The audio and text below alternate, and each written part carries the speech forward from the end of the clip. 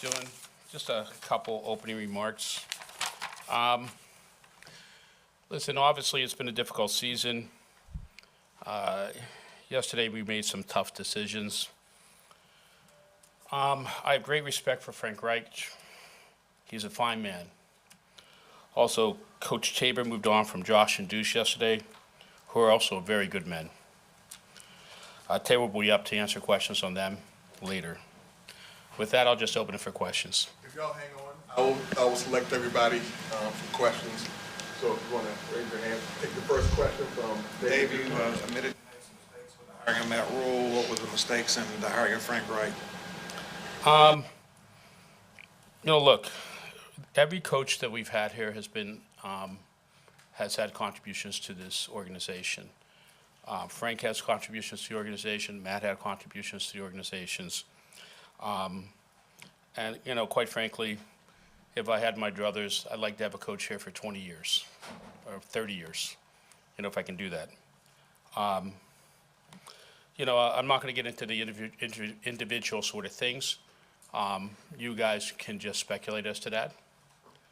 But we just moved on yesterday, and that's that. Okay, first we'll have Joe Person, followed by Steve Reed. Dave, you guys are 30 and 63 since you became owner. I think it's the second worst mark in the NFL, one of the worst marks in pro sports. You're about to hire your fourth head coach. Do you need to reevaluate the way you do things in terms of, A, maybe using a search firm in this hiring process, but also in how you manage day-to-day operations here? Look, things are constantly evolving. And they'll continue to evolve. And, trying to make things better is what you always try to do. Obviously, that record's not good enough. There's no hiding it. It is what it is, like everything in this sport. Everything's left on the field. Everybody knows what is every week. That record's that record. And like I said, it's not good enough. We're going to self-reflect and make it better. Dave,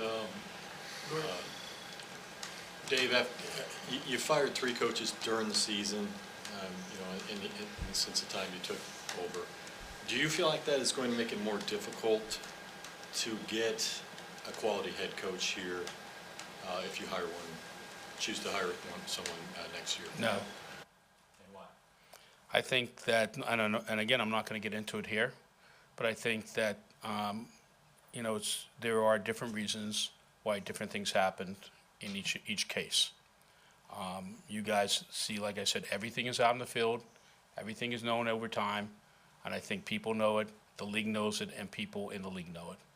So I think that if everything was perfect, it wouldn't be the case. And everything was good, it wouldn't be the case.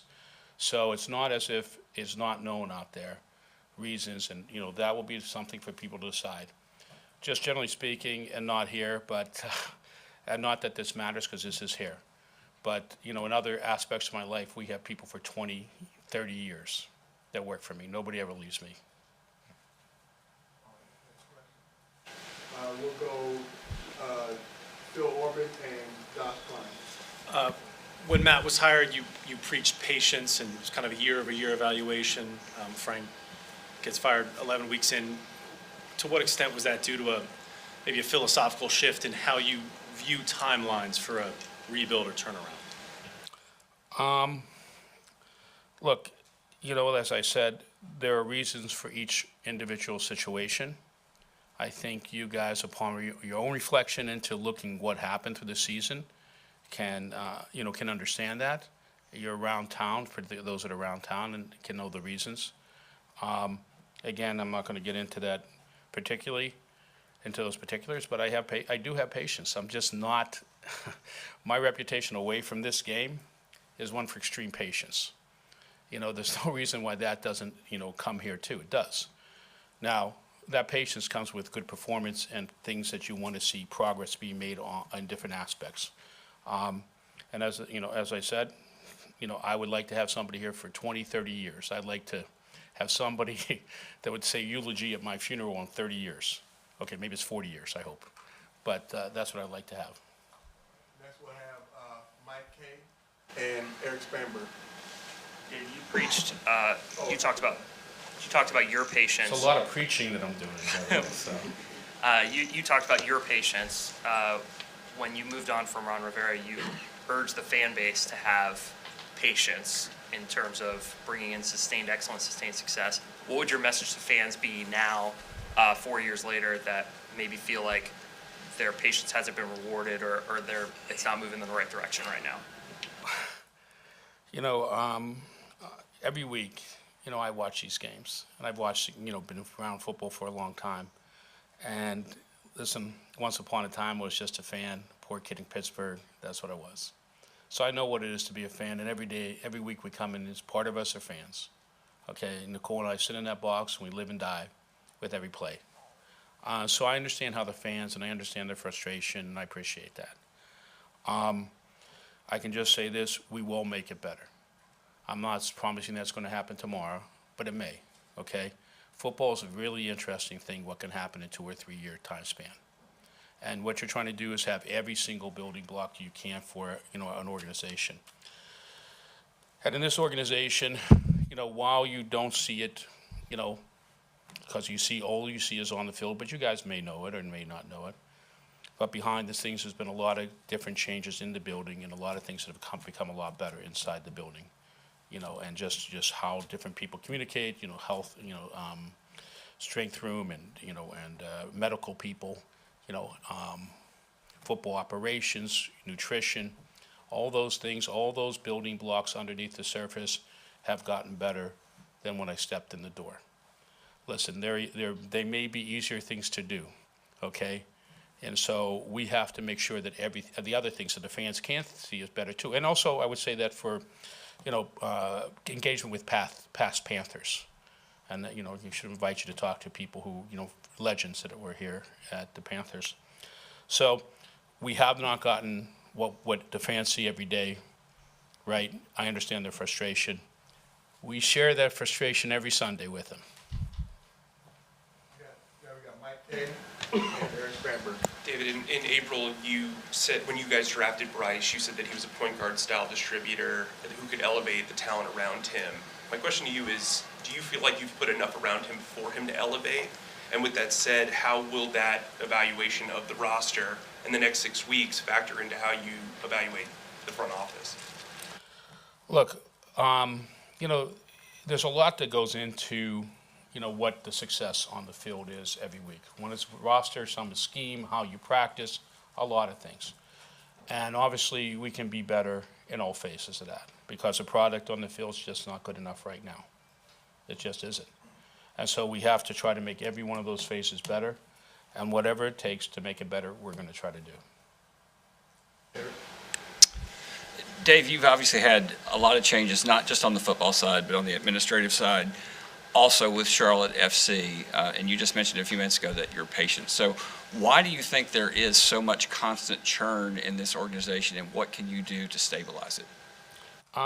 You know, that's an interesting question when you talk about that churn and then what the results are, you know, for that churn, what you call churn. You know, every case is something is done here. It's not just done because it's done by idle wish. There's a reason, and there's a purpose, and there's a result, and the things goes on. When you talk about the, you know, different parts of this this franchise or this building, that you're referring to the business, you're a business guy. You know, when we came here, there were 10 events a year in this stadium, basically, plus 1 or 2 more, maybe. I think we did 42 events last year. In this field, not counting high school football that we brought back for the first time in this stadium and other things like that, other type charity things. So they're not even counting those sort of things, but major type events. Brought soccer to Charlotte. The stands are full. If you were at that last game with Miami, I mean, it was a joyful sort of experience when Messi came to town, and I think the fans were elated in that sort of, you know, in that point. And there have been highs, you know, there's been highs and lows everywhere. Every game there's some highs, there's some lows. Gano's big kick, you know, when Eric Reid was here for the first game. So there's highs in footballs and other places. But when you look at, you know, since you're asking a business question, I'll answer a business question. When you look at us and how we have and how we do business. And now are we successful in pulling off all these different events we put here? Yeah, we are. And what we've done is really led to higher economic impact for Charlotte. And we look at the future for things like that as things that we might do in the future, whether they're an entertainment venue that may do 80 more sort of small concerts, 3,000 to 5,000 people, that will bring people down there. We'll bring that here. And we think we brought a lot of economic development into the town. And we have. The numbers show it. I mean, you know the numbers.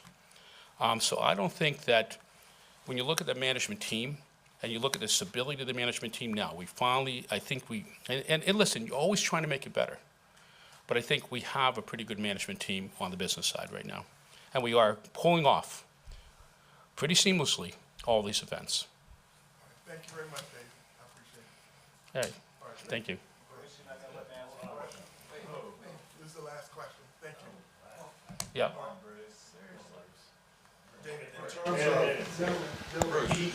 He said okay to me. All right, go ahead. Thank you. Appreciate it, Mr. Tepper. In terms of Bryce Young, I want to jump back on what Mike said earlier about Bryce. There's been a lot of reports over the last few days, in fact, that Frank wanted CJ Stroud. You tipped the scales and said you wanted Bryce Young.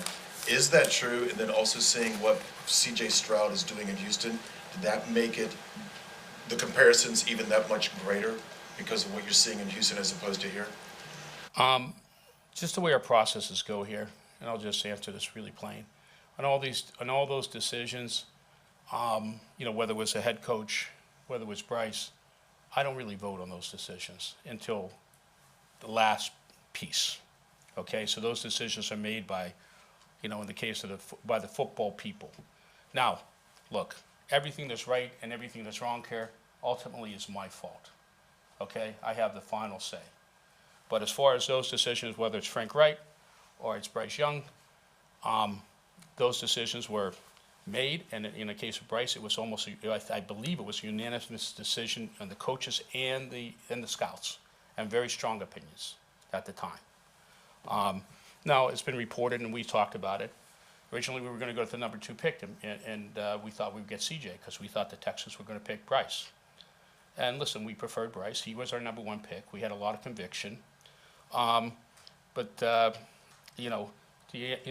answer to your questions, it's just not the way the process was done. The process was done the way the process was done. And again, even though if there was a process with 5 people in the room and the way the votes came in, it was Frank was the first choice, I always could veto that choice. And even if it was Bryce and the votes came in unanimously in this particular case, I could have vetoed that choice. In both cases, I supported both choices, okay? I'm just going to say that I supported both choices. I supported the coaches. I supported the scouts, their unanimous opinion, and I supported Frank Reich. So whatever's good, bad, or indifferent is ultimately because the buck stops here, and I take full responsibility for everything. But that's the way the process runs. And just one last thing, and then we're going to go here. As far as Bryce Young is concerned, I cannot say this, for myself, and I think everybody in this building would share this sentiment. We are totally confident in that pick. Okay, I think the people that made that pick first, would be totally confident in that. Some of them you could ask.